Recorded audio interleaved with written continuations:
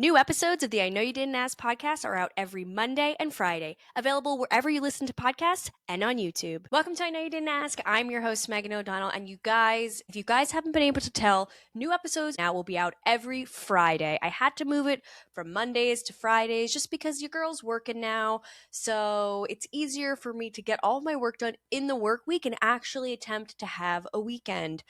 It's a magical thing, 48 whole hours where you don't have to work. It's a beautiful thing. I wish the work week was only 4 days. Actually, if it was really up to me, it would be working 3 days off for 4 days. But, we have to move slowly with change in this country. I think let's start at a 4-day work week and then work our way down to 3 days, like 7 decades after. Like, I won't be alive for the 3-day work week, but I definitely have a feeling my grandchildren will be. And I'm also definitely wanting to talk more about Bravo TV News. I can't help shake my old Bravo Happy Hour roots. So I do think every other Wednesday, I'm going to come out with a Bravo TV News episode because I love talking Bravo. And sometimes there are just far too many topics to discuss in a larger pop culture based episode. So this Wednesday, you will have a full Bravo TV episode. So be sure to subscribe here and write comments, which actually, speaking of, I don't know if anybody out there is actually the horny commenter on Spotify. Go to my last few episodes on Spotify, and there is somebody who has been asking me if I am horny and has been asking me if I'm wearing stockings or not. And honestly, for you, cowboy, I will wear stockings. His username is like cowboy something something, and I was like, can you please leave me alone? And he was like, I'm sorry. And then 2 days later, he started up again. So I'm sorry, guys. I just have a magnetic personality that is finally translating through visual mediums as well as auditory mediums. So this week in pop culture is a bit boring. I think a lot of people, myself included, are still kind of in the throes of the West Amanda Batula Ciara situation. And to be quite honest with you, it's really annoying that there hasn't become any kind of clever name for the situation. It's far too verbose saying all three of their names. But, as we all know, we're knee deep in a war. Thankfully, a civilization hasn't been completely depleted as of this Thursday evening as I record.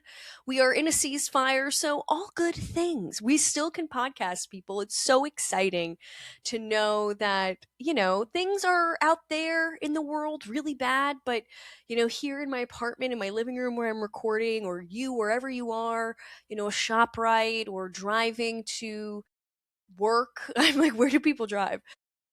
At least we're kind of safe for now, so that's exciting. But I will say, this entire last few weeks in our country has been a great reminder that when men say that women can't be politicians because they are far too hysterical and erratic and they're on their period, I just want to say, is Trump still getting his period at, 79 years old, or somehow he dodged menopause, like he dodged going to Vietnam way back when? But I don't know about you, but I don't know if women would be tweeting this way on Easter Sunday. Homeboy is like talking shit to the fucking Easter bunny. Like, what is happening in this country? I'm going to move off of top politics because I am going to get hot and bothered. But I will say we will be talking about politics a little bit later in the episode, and not politics as in like, let's talk about Iran. It's more like Kristi Noem's husband has tiggled bitties. But that is like just simply fun and games. Like, even if she was like a horrific Democrat, or even a beloved Democrat, and her husband was putting on big fake balloons with nipples pointing in different directions, I still would be making fun of them. It's not a politically charged conversation. It's simply dissecting and learning more about bimbofication, which unfortunately I've spent a good chunk of my day researching bimbofication, and honestly, it's really fascinating. And again, I might be a liberal. You might not agree with that. And I have to say, if you can't listen to someone you disagree with, then that's a you problem. And if you don't find it fun to talk about Kristi Noem's big tits, then this is not the show for you. I will say there's been a lot of tit talk. In the last few episodes, Angelica and I in our summer house drama recap, which go back and listen to that. If you haven't listened to that episode that came out last Friday, definitely go check that out. But it's pretty funny. But we do talk a lot about big tits. And you know what? Again, everybody loves them. And Brian Noem really loves them. So much so he wants them. So, you guys, we have to talk about some good news. As I mentioned, pop culture's been a bit slow this week. Of course, there's like Baldoni and Blake Lively and Justin Baldoni drama.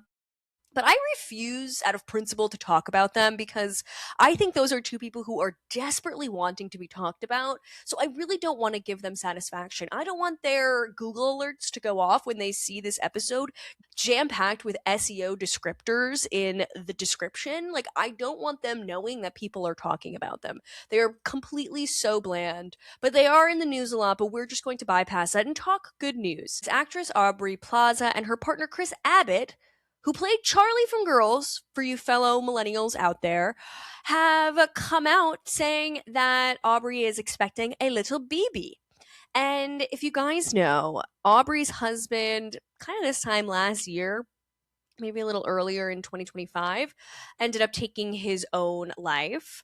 They had supposedly been quietly separated for a while before his death and had been experiencing marital difficulties, but go off, queen. Like, your husband or estranged husband, whatever he was at the time, ends up, killing himself, unaliving himself, whatever the phrase we're saying is. Devastating experience altogether. And she went on to Amy Poehler's Good Hang podcast sometime, I don't know, this year, last year, who knows, time is just an illusion. But she went onto the podcast and talked about her experience and, was saying she's healing and she's doing the best she can. So I guess her and Kris had worked together on an off-Broadway play and then also were in a indie film back in 2020 together. So that's probably where some of the flirtation began, or at least the friendship began. And now they have fast tracked into being parents together. And the real drama here is that Aubrey's deceased husband's brother, her former brother-in-law, if you will, posted on his Instagram story a picture of her with the pregnancy announcement saying, "Once a cheater, always a cheater." And I understand, I bet Aubrey's ex's family and her deceased husband's name was Jeff. I bet Jeff's family is still a little sore and sensitive about, the loss of their brother, son, uncle, whatever. But the girl's gotta move on. She can't, stay sad forever. Of course, you can mourn at your own speed, and there's no judgment from me on that point, but like, people on Reddit are super upset. People on Reddit and Jeff's brother. I mean, the once a cheater, always a cheater thing. Yeah, Aubrey, I don't know. Were you a cheater? Were you cheating a little bit? But it's fucking Hollywood. Isn't everybody cheating, unfortunately? Again, we'll get to more cheating at the end of the episode. That should have actually just been the topic to talk about this episode, just cheating in general. But as you'll see, the topics in today's episode are truly confusing and a little bit manic. It's kind of mirroring the energy that I'm currently feeling. Do not worry, I'm taking a yin yoga sound bath tonight at 7:30. So I am 2 hours away from ultimate relaxation, which I really think is needed because I wish they could check my fucking heart rate right now because I am amped. I am on 10 and I've only had one cup of coffee and it was before 9 a.m. today. So I don't know what's to blame here. But mazel tov to Aubrey and Kris. I will say Kris was the hottest guy on Girls, if you asked me. I never found Adam Driver to be hot on Girls. His character wasn't hot to me. His face wasn't hot to me. His body could have been considered a little bit hot to me, but he just didn't do it for me. I was always a Charlie stan, and I think I was like obnoxious and cunty like Marnie from Girls. Unfortunately, insecure, desperate for validation. I teetered into a Marnie.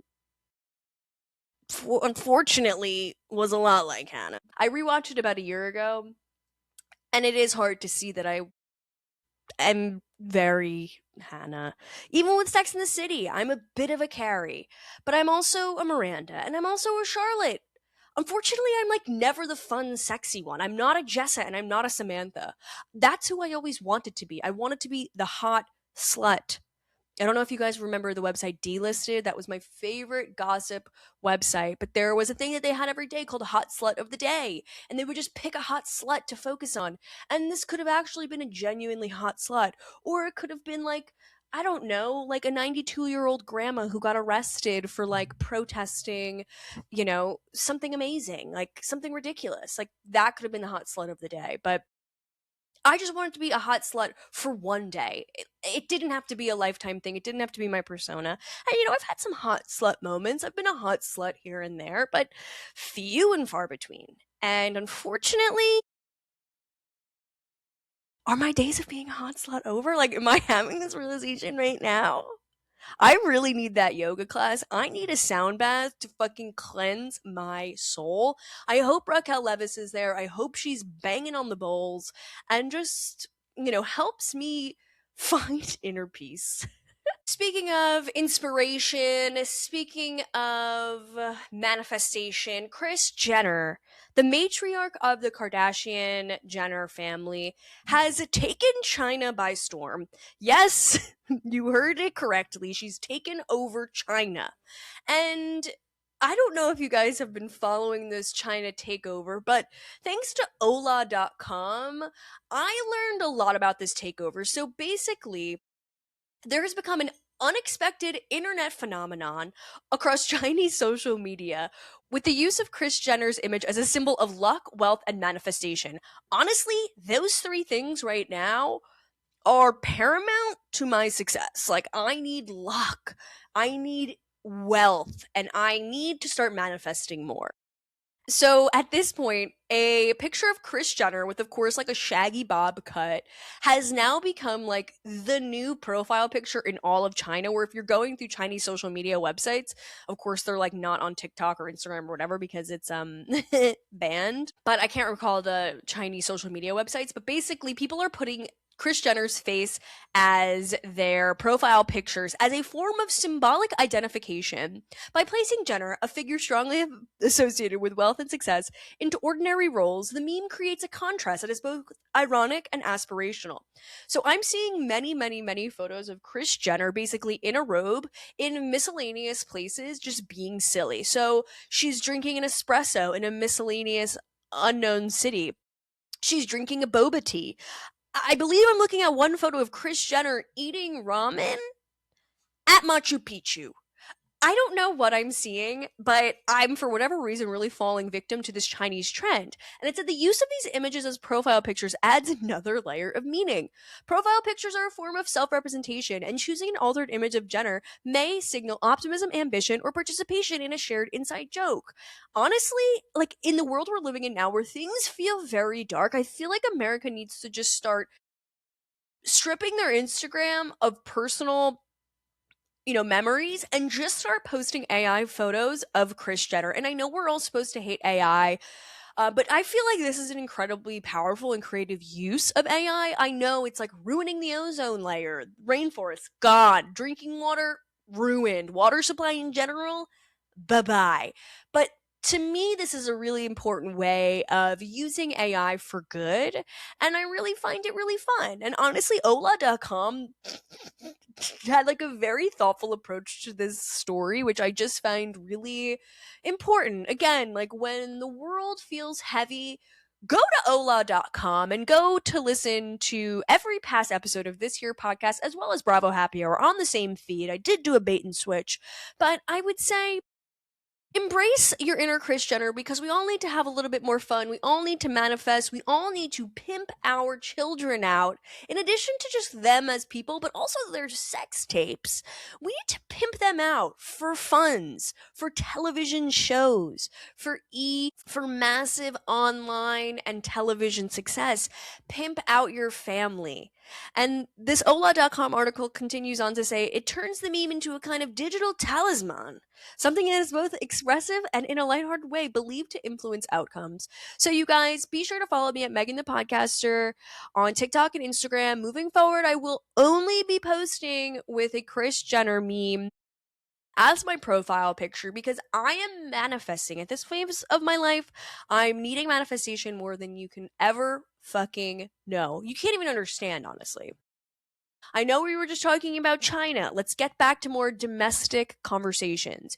In this week's segment of I'm Proud to Be an American, Artemis 2, you guys.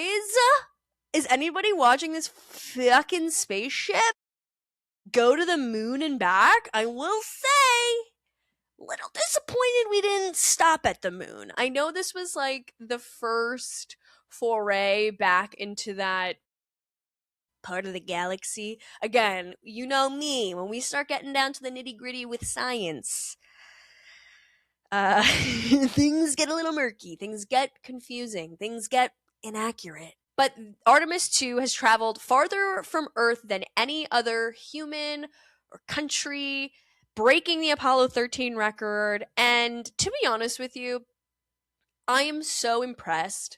There's a few things in life that like make me emotional and like really happy and proud. And for whatever reason, space travel is one of them. And I like when people have like wrote comments on my podcast, iTunes, whatever. It'll be like, she laughs at herself. Yeah, who the fuck else is gonna laugh, bitch? I'm sitting alone in my living room. My dog can't laugh. If she could, she'd be guffawing at some of the shit I say. But I do laugh at my own jokes because I'm having fun. Isn't that the fucking point of this?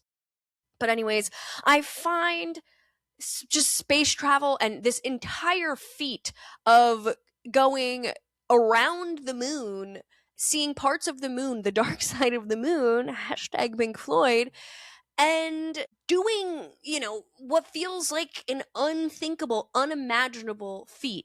And I know they're not back yet, so we are hoping and praying as of 5:39 p.m. on Thursday, April 9th, that they get back safely and we're all Gucci and everything is, safe and happy and all good things, So I shouldn't be, crazy and saying it's all good, but basically it's just an incredible, spectacular feat, and being able to watch it live on Netflix was also really cool. Unfortunately, I was working, but I was able to watch a stream later in the day, and seeing beautiful high def images of the moon is pretty sick. I will say, I'm like, what do we do now? Like, why do we have to go back? Like, can't we just let the moon chill up there? Isn't the moon just good? Like, I don't feel like we need to like now go back for them to walk on it again. Love what you did, Buzz Aldrin. Neil Armstrong, first man on the moon. Incredible. Michael Collins, unfortunately never even left the spaceship himself, which like we'll be getting to some Apollo 11 conversation very soon, don't worry. But like, I feel like we don't need to go back to the moon to discover anything else. Like, I'm really fine with that. And honestly, when you start thinking about like space travel, like, I know I'm very dumb. Like, my job is to put together photo shoots and commercials. Like, I'm like really focusing on like prop design. Like, but when I'm like thinking about the scientists and engineers who are creating a spaceship, like, I can't even tie my sneakers without making literally 2 bunny ears because I'm so stupid. I can't like figure out how to get a knot in my shoe without a bunny ear. So when I'm really trying to think about the work and the research that has gone into space travel, it like is beyond me. Even like a cell phone or like a camera. Like, I remember a couple weeks ago I was in Washington DC and we went to this museum and there was like this old camera and I'm like looking at it and I'm like, how the fuck did that take a picture? Like, I'm like, I can't even understand. And like many other dumb people, you don't even try. You just walk away and keep doing things you know how to do. But I don't know. It was just really impressive and really inspirational to see these astronauts just going up there. And Katy Perry is like, it could have been me. She's like, you're really gonna make me go to on Bezos's spaceship? I could have gone around the moon, but you really see like how much these astronauts are working in the spaceship while they're going up there. They're not just hanging out eating delicious things. Speaking of, we're gonna go through what's on the Artemis 2's crew menu.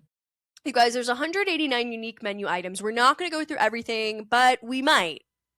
We might, because you know me, I love a menu review, which I got to get back to doing more Bravo menu reviews. You guys, time is of the essence, and I quit my third job. So now I only have 2 jobs, this job and my other job. So you guys, I'm slowly but surely coming up for air. Coming up for air and some scratch in my pocket. So I don't mean to brag, but I'm a thousandaire. Anyways, okay, there's 189 unique menu items, more than 10 types of beverages. That is possibly more than I have here on Earth. There is a coffee option. Again, this is why this is going to take me 6.5 hours, because the first thing I already have like 4 to 12 questions after. Like, is it just a black coffee? Like, it doesn't seem like there's milk on the list, so it's not one of the 10 types. Okay, there's a green tea option. Like, is it cold? Is it bottled? Is it hot? Are you able to drink a hot beverage on a spaceship? Like, I feel like I need to get one of the astronauts on the show to really break down what I'm fucking reading right now. There's a mango peach smoothie, divine. A chocolate breakfast drink. Like, is that a Slim Fast drink? Like, are we all trying to watch our weight? Babe, it's zero gravity. You don't have to worry about being a little chunky or making chunky choices. You're just in space, floating like an angel. Okay, there's a vanilla breakfast drink. That sounds exciting. Dare I say I might want to try the vanilla breakfast drink? A little dollop of vanilla breakfast drink in my coffee? Am I crazy? Am I the crazy astronaut? They're all gonna look at me like, bitch, what are you? Has never been done before. No one's ever mixed vanilla breakfast drink with coffee in space before. I would literally be one of a kind, impressive. We then have a lemonade, an apple cider, a pineapple drink. I think those are all really fun and easy breezy. Oh, again, now I'm like copy editing this crew menu, but the strawberry breakfast drink is for some reason at the bottom. I feel like it needs to be with the other breakfast drinks. And like, what makes it a breakfast drink? I feel like they're just trying to not say like chocolate milk, strawberry milk, vanilla milk. And I would love to just know in general, like, what's left over when they come back from like the 10-day excursion or whatever, how many days it is. Oh, there is a little section here that says, how many cups of coffee does it take to power the Artemis 2 crew? It says 43. But if there's 4 of them, what am I needing to do the fucking math? Who cares? Seems like someone doesn't drink coffee, but also, like, you're in zero grav. Like, I don't need to be, like, fumbling with my coffee cup. I feel like I could just take a little break off caffeine, while circling the moon. I feel like my body will already be in fight or flight mode. So, like, I don't think I need caffeine when I'm up there. Okay, you guys, there's the most common food items. I guess this is most common to uncommon. You guys, tortillas. Everybody loves tortillas. Again, like, question mark, like, big question mark, like, what are they full of? We just don't know. Wheat flatbread, vegetable quiche, breakfast sausage. Everyone loves a breakfast sausage. You guys, couscous with nuts? I love couscous. I love an Israeli couscous. It could possibly be in my top 3 grains. Get a load of me, but it could be in my top 3. There's a mango salad. Oh, like, I don't know, does that travel to space well? Like, I feel like I don't want to be drinking or eating anything fresh. Like, I want prepackaged. I'd be like, can I bring a hoagie from Wawa? Like, like, I want a chicken salad sandwich from Wawa while I'm in space. I don't know if that's allowed, though. I feel like the mayo would get everywhere. I'd be like, I lost a banana pepper. Okay, a lot of nuts, people. There's granola with blueberries. That's lovely. Almonds and cashews. Barbecue beef brisket. Okay. We're getting somewhere. Broccoli's au gratin. Okay. Cheesy brock. That sounds good. Spicy green beans, mac and cheese, tropical fruit salad, butternut squash, and cauliflower. I have to say, I don't think the cauliflower is going to taste good. I'm going to go out on a limb and say it's not going to be good. I mean, some of these options actually seem quite good. Oh, wow, there's actually a lot of information on the NASA website about their meals. I'm not going to go too deep into it because I will be here for 6 hours going through it, but I'm going to read this later just, for my own personal research. Oh, you guys, okay, Artemis 2 spice level. There are 5 different hot sauces flying around the moon with the crew. That should tell you something, people. It should tell you that all of the other food items are disgusting. And one thing I wonder if you could say, I love ranch. Can I have some ranch up in space? And honestly, I've always had a very love-hate relationship with ranch. And in the past, 4 years, I've never bought ranch because I'm like, bitch, you don't need to have ranch in the house. But as I've been going through some, some personal journey kind of stuff, like Kris Jenner, manifesting wealth, health, happiness, all the things, I've been purchasing so much ranch, and I've been eating so much ranch. It's disgusting. And it reminds me of Stassi Schroeder when I used to listen to her podcast 82 years ago. And she would always talk about how basic it was that she ate ranch. And I was always like, I love ranch, but I would never tell anybody. But now here today, April 9th, I have found my strength. I have found my community, I believe. And I'm telling everybody I'm eating ranch. I'm eating so much ranch. I'm eating ranch on pizza. I'm dunking things in ranch. And you know what? You guys, I'm not even really smoking weed anymore. But when I was, my favorite thing in the world was dipping a crunchy pretzel into ranch. It's delicious. And again, if that was something, that would be a non-negotiable for me at this point in my life if I were going to space. I would say I absolutely need ranch. And if we have 5 different hot sauces, we can ditch one of the hot sauces. And I think the rest of the crew would have been happy with some ranch. Anyways, that was all for nothing. It was really just for fun for me, but this actually got me into a little bit of a documentary situation. On Netflix, there is a movie called Apollo 11, and basically it is a remastered version of some unreleased footage and audio of the behind the scenes Apollo 11 moon landing. And we all know it's a story that's been told 100 times, but it really shows, this amazing journey that, again, these scientists and astronauts and engineers went through to get this spacecraft to the fucking moon. And the audio and the visuals were so nerve-wracking. You're watching it happen in real time. You're watching everybody speak on these I don't know what walkie-talkie system. It's not a walkie-talkie, obviously, but whatever the the communication device was, and they are so organized and they have this clarity about the people from mission control telling the astronauts to do their certain flicking of switches. What the fuck do I know? But it was so impressive. Your heart will be racing the entire time. The footage looks incredible because they've completely remastered this footage from 1969. And I don't know, does anybody remember the show Even Steven?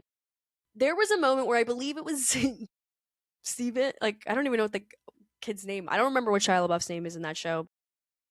Is Steven? I have no idea. It doesn't matter. But they had a song where it was we went to the moon in 1969 and 1970, but a year sooner. That's the only way I know the year we went to the moon. And honestly, if I was taught history, math, science through song, I might have remembered anything from my education. I went to college. There is next to nothing in this dome of mine. And if I just was sang it, maybe I would have remembered a little bit more. Even Nicki Minaj lyrics or Kanye lyrics. Again, two deeply canceled people as of this point. I'm those two legends? I know all their lyrics. But still, I recall deep cut lyrics to their songs 15 years later, but I cannot remember one thing I learned in an economics class. I will put economics minor on my resume until the day I fucking die. Don't forget that I graduated with that goddamn degree. But couldn't tell you. Supply, demand, GDP. I'm just saying words that I think I learned, but it doesn't matter. But anyways, that documentary on Netflix was really fascinating. And honestly, the mission control room was so funny because it was like all white dudes in short sleeved white collar shirts. Literally every single person looked exactly the same. And, you're hearing the conversations between like Neil Armstrong and Buzz Aldrin, like calling back to the mission control, being like, hey, we're on the moon. Like, literally, if that were me, it'd be so embarrassing. Like, they were so eloquent in what they were saying. They're like, one small step for man, one large step for mankind. Like, they're poetic. I would have been like, shut the fuck up. We're on the fucking moon, bitch. Like, I would be so fucking embarrassing. People at Mission Control would be like, can you please fucking clean up your disgusting, dirty, foul mouth? Like, we have children watching, bitch. I literally was like, wow, these guys are so professional. Like, I'd be on the moon bugging the fuck out. But again, like, I don't feel like we need any more space exploration. Like, I feel like the moon is good. Like, I don't want to live on the moon. I feel like capitalism doesn't need to ruin the moon. Like, let's just let the moon be the moon. But I will say I got into some deep water on space.com. I gotta get off the internet, you guys. But on space.com, there was an article back in January of 2026 titled, "This company is taking $1 million reservations for hotel rooms on the moon. People need a fucking life. You have $1 million? Donate that to me, your local podcaster, or to actual people who need it. But we shouldn't be booking hotel rooms on the moon." It says wealthy adventure seekers can now book a vacation on the moon through a California, the land of fruits and nuts. This California-based startup plans to open a hotel on Earth's celestial companion by 2032. Bro, 2032? That's 5 minutes away from now. The aspiring space tourists have put down a hefty deposit of $1 million to be among the first to visit what the company claims will be the first ever permanent off-Earth structure. Founded by Berkeley graduates, they launched their booking website unveiling details of the hotel. It's like glamping, but on the moon. The company believes that tourism is key for enabling the lunar economy to take off, providing the fastest path for humanity to become interplanetary. Oh my god. Oh, it's called GRU. GRU.space. Oh, careers. Oh, maybe they're hiring. Oh, oof. Unfortunately, I'm not a founding mechanical engineer or founding member of technical staff. I feel like when the word founding is in your career title, there's no pay. Oh, and both of those jobs are being sent to a 404 file not found. If you have $1 million, please do something better with it. There must be something better to spend your money on, right? Like, again, I wouldn't know. All I want to do is spend my money on travel, overpriced dinners. Speaking of, I'm going to a very fabulous restaurant tomorrow night. You guys, I'm employed again, and I am spending my money sometimes wisely, but also sometimes without being incredibly wise. I'm going to Le Veau d'Or, which I'm not pronouncing right. Oh, speaking of that college education, I had an economics minor as well as a French minor. You wouldn't know either based on my skills in French and my lack of skills in economics as well. Anyways, you guys, we have to talk about my favorite topic of today. I told you this episode is unhinged. And let's talk about some of America's biggest losers. We're not talking about the weight loss show from the early 2000s. We're talking about former United States Secretary of Homeland Security, Kristi Noem, whatever. And her husband, Brian, who did her dirty. So let's back up a little bit. Kristi was the governor of South Dakota from 2019 to 2025, and Trump picked her as the United States Secretary of Homeland Security. And she lasted in the position for about 14 months from 2025 to 2026, and just a few weeks ago, she got the boot. She was supposedly cheating on her hubby of 33 years with a guy named Corey Lewandowski, who's another, Trump dick sucker, who also happens to be my birthday twin, September 18. Shout out, Corey. Love you so much. But supposedly him and Kristi were having a little underground dalliance with one another. I guess it was not a secret in, the political who's who, group that they're hanging out with. Kristi was very much one of Trump's show ponies. I don't know if you guys flew through an airport, like I don't know where else you'd fly. That place everybody has to go. But when you went through TSA, there would be lots of videos of Kristi Noem being like, "I'm Kristi Noem, United States Secretary of Homeland Security. Here at TSA, we require you to take off your shoes, take off your underwear, take off your belts, because we're keeping America safe." Like, whatever, stupid bitch. But she got the boot a couple weeks ago, and just a few days after being let go, for whatever reason, we don't know, whatever. We're not getting into it. We're not talking politics.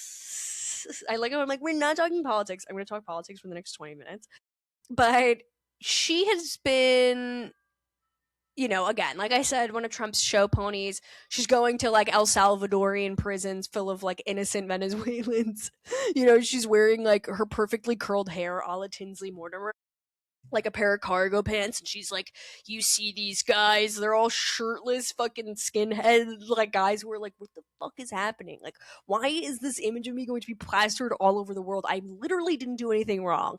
Yes, some of them might have been criminals. Yes, I do believe if you're not supposed to be here in the first place and you're committing crimes, get the fuck out. But a lot of those people weren't criminals. And that's the problem. And also weren't illegal immigrants. But that's besides the point. This is not political. I swear. But this bitch, pretty much publicly hated, probably obviously privately hated, because her husband, Brian, for 33 years, the two of them have been together since 92. That's older than I am. By 1 year. But I'm reclaiming that year. So God knows, your man might have a kink or two or three, and that's totally fine. I am not kink shaming. And sometimes you need to mix it up in the bedroom. Sometimes you have to have a little bit of fun. But it came out that Brian was having some extramarital relationships with some women, and he was supposedly sending hundreds of messages between 3 ladies. And these ladies in particular were very well endowed. They are fetish models, if you will, with what did the Daily Mail say? They said Noam's husband enthusiastically praised their heavily augmented appearances and proclaimed he coveted huge, ridiculous boobs. And again, we've been talking boobs on a lot of my episodes lately. Like, boobs are on the brain. Boobs are on the brain. But he's been chatting with a lot of these Facebook models as well, which, like, that's never good. Like, no offense, but like, you're finding your online fetish models on Facebook. That's where you go to like sell an old end table you have, or like to say happy birthday to your great aunt who you haven't seen in 11 years. Like, you're not going to Facebook to meet your new fetish model. So this one woman, Nicole Racano, 47. So these are age appropriate women. That was a nice part about this. It wasn't like he's finding, a 19-year-old with tits the size of watermelons. He was finding age appropriate women. She said Brian was addicted to my bombshell Barbie curves and enormous breasts. And I can confirm from looking at Nicole's pictures, her face is disgusting. And her tits are, in fact, enormous. Literally enormous is the only way to describe them. She continued on to say he gave me whatever I wanted. Shoes, handbags, and even bigger boobs. I think he's a gentleman. He has some kinks, but guess what? Everyone does. You know what, Nicole? Not wrong about that. So this is all pretty recent. During Brian's last exchange with Nicole just last month, he wrote to her, "Would love to marry you." And this was only 5 days after Kristi Noem was ousted from Trump's cabinet. So his family is like going through something serious. And he's like, I'm going to marry my fetish model I met on Facebook. Like, this seems reasonable, right? And of course, he was very much into bimbos. And this actually led me into the bimbofication fetish, which is just crazy. I guess bimbofication, is basically like exaggerating your features to really seek out the male gaze. And it's aggressively large tits. It's like removing ribs from your body so your proportions are all wonky. It's the fake hair. It's the seemingly perfect face and the perfect nose, where it's like, I mean, yeah, maybe that's perfect, but like, ever heard of botched? Like, can I get Terry Dubrow to go to South Dakota or wherever the fuck these weirdos live and like, please help Nicole? Like, we need help.